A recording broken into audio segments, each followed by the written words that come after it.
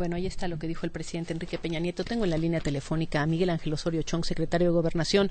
Secretario, buenas tardes. Denis, muy buenas tardes, un saludo al auditorio. Escuchábamos las palabras del presidente sobre este primer tema, un pequeño comentario sobre esto. Hablaba de palabras que siembran odio, palabras que siembran discriminación. Por un momento, obviamente, desde luego está el tema del Estado Islámico, pero pensé en Trump. ¿El presidente lo tenía en mente? Sí, sin duda. Bueno, primero decirte, ya lo calificaron, y creo que lo calificaron ustedes muy bien, hechos de terror, alarmante, que debemos de repudiar todos. Sí tiene que ver con un tema de odio, de intolerancia, conductas que debemos erradicar de nuestras sociedades allá en Estados Unidos y en otros países. Y sí, por supuesto, creo que es al único que ha venido convocando este candidato a la presidencia de los Estados Unidos. Veía yo sus declaraciones y echar culpas, pedir renuncias, ese es el camino fácil.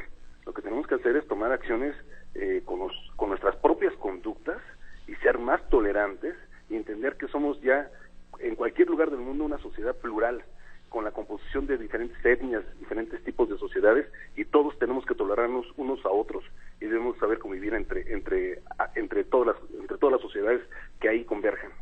Bueno, no puedo dejar de comentar y pasar al tema de, evidentemente esto fue, o lo sabemos, no evidentemente, esto fue un ataque también contra un sitio en donde había una comunidad de hombres latinos, gays.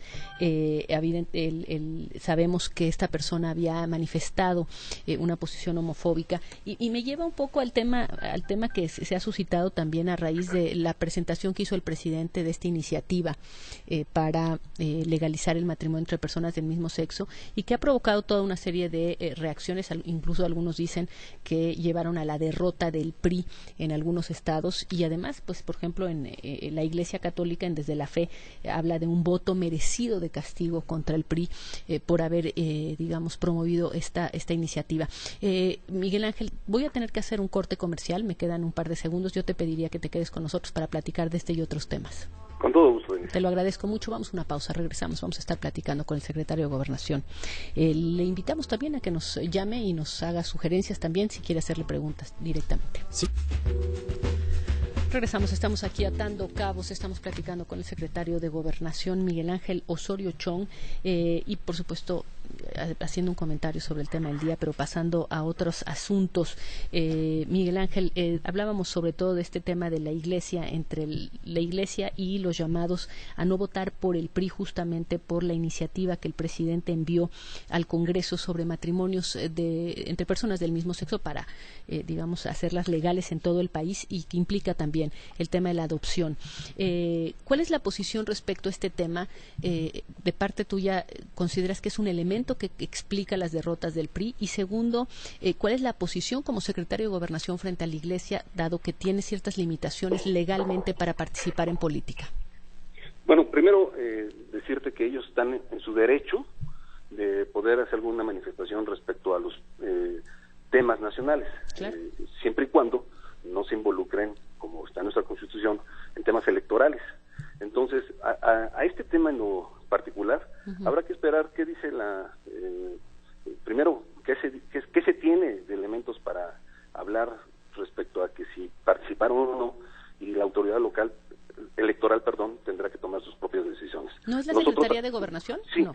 Son dos cosas diferentes, son dos vías. Una, lo que tiene que ver con la Secretaría de Gobernación, que sanciona al respecto, y otra, la que tiene que ver para una calificación de una elección respecto al Tribunal Electoral local y federal. Claro. Pero déjame decirte al respecto. Mira, el presidente Enrique Peña Nieto ha puesto en la mesa temas que parecían intocables, temas en los que ni siquiera se podía abrir a la discusión ni a la deliberación, porque parecía que podían enojarse unos y otros, y este creo que puede ser el mejor de los ejemplos. Se hablaba de la marihuana, por muchos años unos daban posturas, otros otras, y nadie del Ejecutivo en ningún momento lo puso en la mesa para discutir. Se hicieron foros y se tomaron decisiones. Hoy, este tema, como también fue el tema educativo, como fue el tema energético, como fue el de los medios de comunicación, que se han puesto en la mesa por parte del presidente, temas que no se tocaban, también se ha puesto este tema de matrimonios gays, y quiero quiero decirte que ahora le tocará al Congreso hacer exactamente el mismo proceso que se ha hecho con todas las iniciativas, Denise. Mira, pero el Congreso, ¿cómo nada más? Es una pregunta, porque ustedes dicen poner en la mesa, y creo que es importante ponerlo en la mesa. La otra es que el PRI tiene mayoría en el Congreso, y esa es la pregunta que te quiero hacer. Por ejemplo, en el caso de marihuana, efectivamente se hicieron muchísimos foros, etcétera. Se manda una iniciativa, se habla de aumentar la aportación a 28 gramos, se habla también de la marihuana medicinal, y la verdad es que hemos visto como que aquello no avanza mucho. En el caso de las parejas entre personas del mismo sexo, incluso ha habido ya manifestaciones muy abiertas dentro del PRI diciendo que no están a favor. Es decir, ¿poner en la mesa es literalmente solo poner en la mesa o es comprometerse con esos temas? Hemos demostrado en este gobierno y el presidente Enrique Peña Nieto que no hacemos lo que se hacía normalmente en otros gobiernos, que era mandar a través de la pared una iniciativa y dejarla ver qué sucedía. Nosotros hemos dado estas iniciativas y luego las discutimos, las platicamos con los legisladores, y cuando se requiere un poco más de análisis profundo, entonces se generan debates, se generan grupos de discusión, incluso foros. Sé, porque ya son otros tiempos, que varios legisladores del PRI en lo particular, del PRI, que es el partido que está en el gobierno, sí, están no a gusto con estas reformas, y están en todo su derecho. Sí, sí. Así lo ha dicho el propio presidente del PRI, se van a analizar. Y creo que es válido, Denise, y lo que tenemos que la pregunta hacer... es que, ¿cuál es el compromiso? Es decir, ustedes las van a seguir promoviendo, sí, no solamente poniendo en la mesa. Ten la plena seguridad. En el tema, perdón que regrese a la Iglesia, y de las facultades de la Secretaría de Gobernación, efectivamente, y aquí quién lo puede discutir, es decir, todas las personas tienen su absoluto derecho, incluido la Iglesia Católica, y fijar posiciones sobre el matrimonio entre personas del mismo sexo, la marihuana, lo que sea.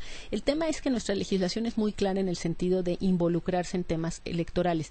De lo que se habla aquí es de personas, de párrocos que habrían hecho abiertamente en las misas llamados a votar de una u otra manera. Estas pruebas, si las tiene la Secretaría de Gobernación, pues están casi en las redes. Eso significa que puede haber una posición de la Secretaría de Gobernación respecto a la Iglesia en este sentido. La ley no es opción, y está muy claro, y ya lo acabas de narrar tú, nuestras facultades de manera general. Si se comprueba algunas de estas acciones que se cometieron en el desarrollo del proceso electoral en algún lugar, en algún municipio, en algún estado, por supuesto que tenemos que actuar en consecuencia. Creo que es interesante, decías, la ley no es opcional. Y justamente pasemos al tema de la detención de los líderes magisteriales. Hoy se habla de estas órdenes de aprehensión. La información que nosotros tenemos es que estas órdenes de aprehensión en contra de ellos tenían ya tiempo, y que se decide justamente cumplimentarlas, como dicen en este momento. Ahí te haría yo una pregunta. ¿No ha el gobierno, y otros, manejado con una enorme oportunidad política, cuándo sí y cuándo no cumplimentar un orden de aprehensión? Entonces, pueden estar acusados de algo, seguir discutiendo en la mesa de gobernación con el subsecretario Miranda, negociando, pero hay un momento en que esas órdenes que están ahí se decide que se les va a dar efecto. ¿No es esto también tener un margen en la forma en que se aplica la ley que da pie a que se pueda hoy decir, o algunos puedan decir, que se trata de detenidos políticos? Bueno, mira, el caso de los que nos estamos comentando, Rubén Núñez y Rubén Núñez en lo particular, sí. Lo que sé es que se estaba integrando, porque no estaba completamente integrada la averiguación que permitiera que un juez nos diera la orden de aprehensión. Y me refiero a que tenía que comprobarse esta defraudación que se hizo a maestras y a maestros. No era una tarea fácil, lo hizo la Procuraduría, y bueno, pues a partir de que se tuvo, ya se tomó esta decisión de su detención, y una detención que no tuviera consecuencias de enfrentamiento, una detención que no agrediera a otros, y que no fuera necesario ningún otro tipo de acción que lastimara, que tuviera daños colaterales. Entonces, nosotros hemos venido platicando con ellos, corren de manera paralela. La idea de diálogo, de construcción, también se agota, Bueno, hace mucho que ya no se sientan con ellos. Era justamente con estos dos con los que se sentaba el subsecretario Miranda a negociar. Hace mucho que ya no se sientan, pero yo realmente el tema era esta relación, digamos, entre integración de órdenes de aprehensión que pueden estar sólidamente integradas. Eso lo tendrá que determinar un juez. Pero el asunto de que la oportunidad para hacerlas efectivas pareciera que tiene ahí una flexibilidad, y esa es una flexibilidad que permite un uso político de la justicia. Yo también me senté con ellos en alguna ocasión y nunca les amenacé con órdenes de aprehensión. Siempre, incluso ellos los ponían en la mesa porque habían, dicho por ellos mismos, cometido algunas infracciones respecto a derechos de otras personas, en carreteras, en edificios o en agresiones. Y yo nunca se los puse en la mesa. Mi labor en el ¿Tú no, el subsecretario tampoco o el subsecretario sí? Por supuesto que tampoco, ¿no? Porque lo que les poníamos en la mesa es cómo solucionar el tema en ese tiempo de los problemas educativos allá y después de la reforma. Fue los 2 años que estuvimos dialogando con ellos, que les dimos alternativas, que les dimos espacio, nos acercamos con el legislativo y nada de esto funcionó para que se pudiera entender que la reforma educativa no era ni para dañarles en sus plazas ni en sus circunstancias, sino todo lo contrario, para prepararlos, para tener una educación de calidad y tuvieran mejores percepciones incluso. Miguel Ángel Osorio, ¿va a haber negociación con los nuevos líderes de la Coordinadora Nacional de Trabajadores de la Educación? Ellos exigen, no solamente ahora ponen como uno de los elementos la liberación de quienes están detenidos, sino aparte el cuestionamiento sobre la reforma educativa. ¿Cuál va a ser la posición respecto a este tema? Son también temas diferentes. En caso de que se dé una reunión, una mesa para buscar acuerdos, no va a estar en la mesa este tipo de detenciones. Allá seguirá su camino legal, jurídico, porque creo que quienes demandaron su detención también tienen derechos, tenemos que cumplírselos. Sentarnos con ellos, nunca nos hemos negado, pero hoy la circunstancia sí varía. Necesitan regresar a la escuela. Está terminando el ciclo escolar y no se lo merecen las niñas y los niños de allá de Oaxaca, de Chiapas particularmente. Necesitan sentarse a analizar que es una reforma que no es para lastimarles, que lo que queremos es que les llegue su salario íntegro, que tengan sus percepciones como debe de ser, de acuerdo a ley, y que puedan mejorar en su calidad educativa para poderla transmitir a las niñas y a los niños. Y por supuesto, como siempre, si hay necesidad de un diálogo respecto a la reforma educativa, lo podemos hacer, pero a partir de la que ya tenemos. Podemos hacer adecuaciones, modificaciones que podremos llevar al Congreso, pero no a partir de sentarse y decir no aceptamos la reforma educativa. Eso no está en el plano de la negociación. Pasemos con otro tema, secretario. El balance, las razones de la derrota del PRI, digamos, de las derrotas en varios estados del PRI. ¿Hicieron ya un balance? ¿Gobierno, PRI? ¿Han tenido reuniones?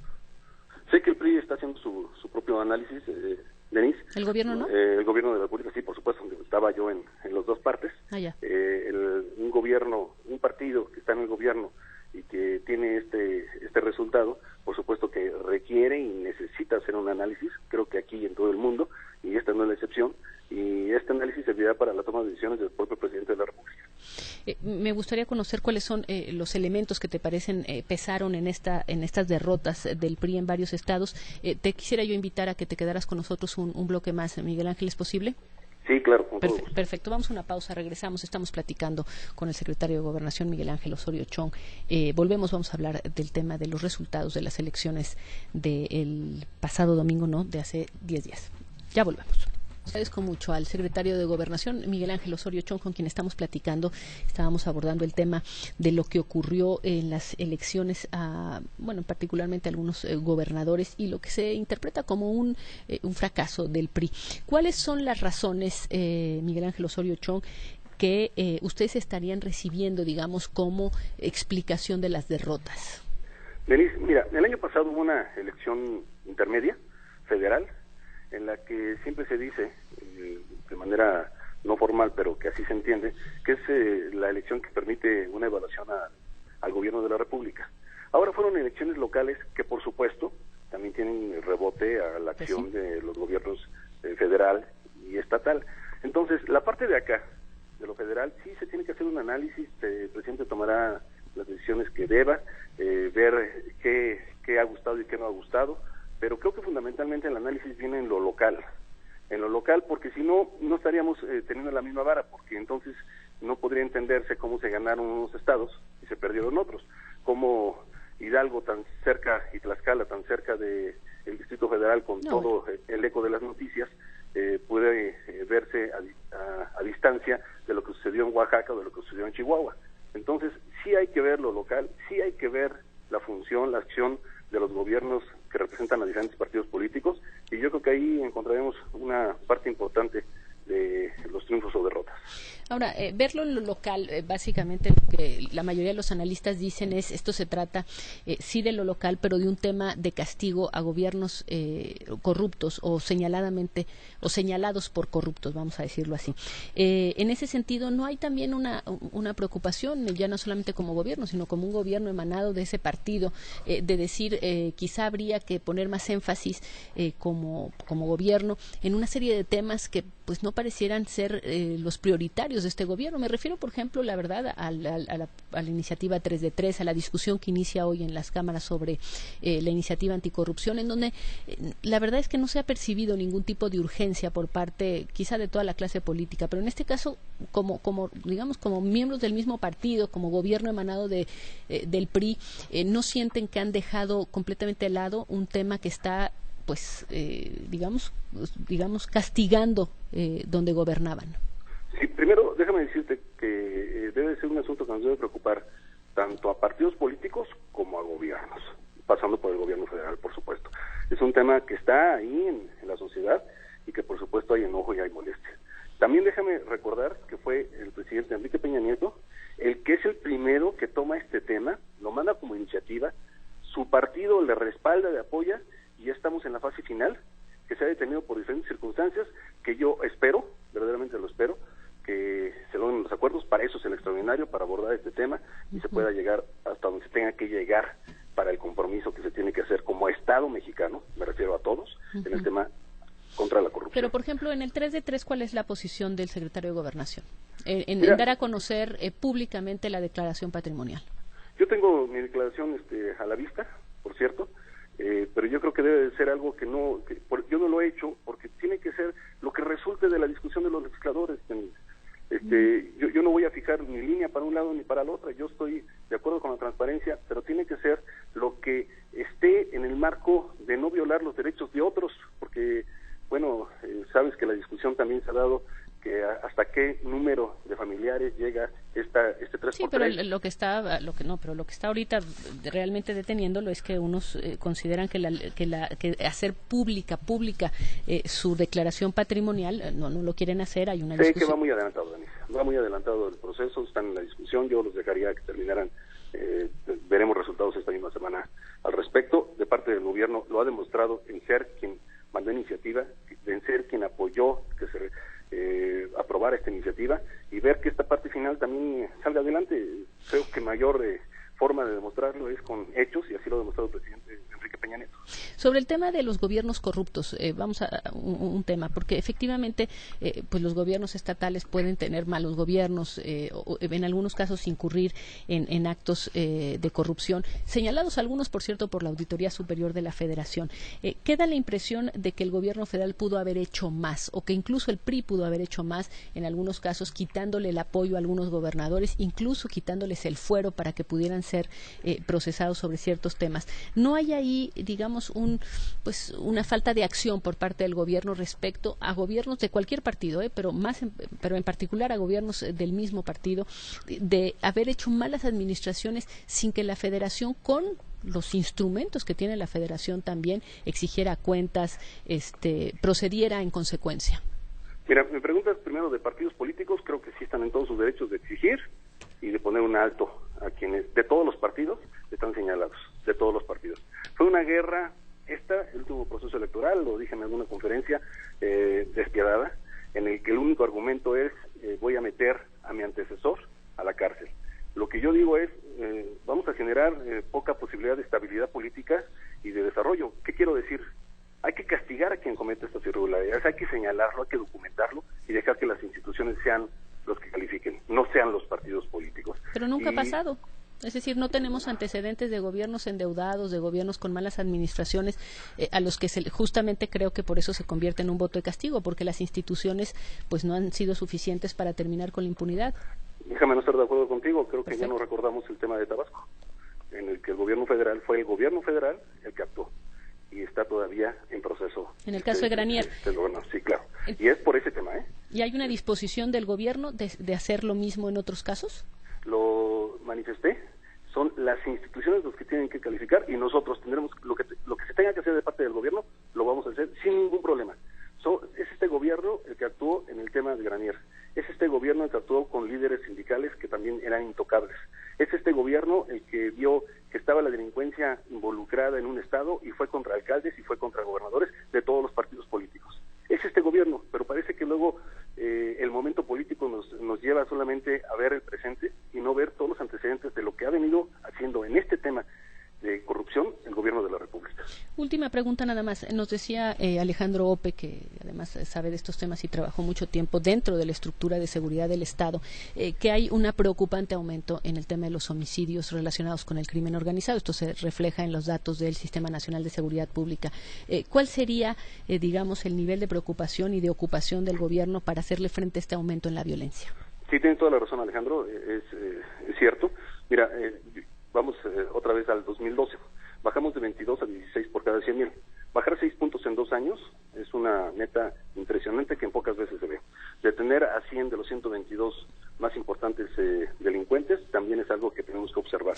Bajar la violencia en municipios, comunidades y en regiones enteras como La Laguna, Chihuahua, Nuevo León, Sinaloa y otros estados, incluso Michoacán, es también un reto muy importante. Hoy tenemos una dificultad, 2 diría yo. Seguir adelante con la baja de los delitos de todo tipo.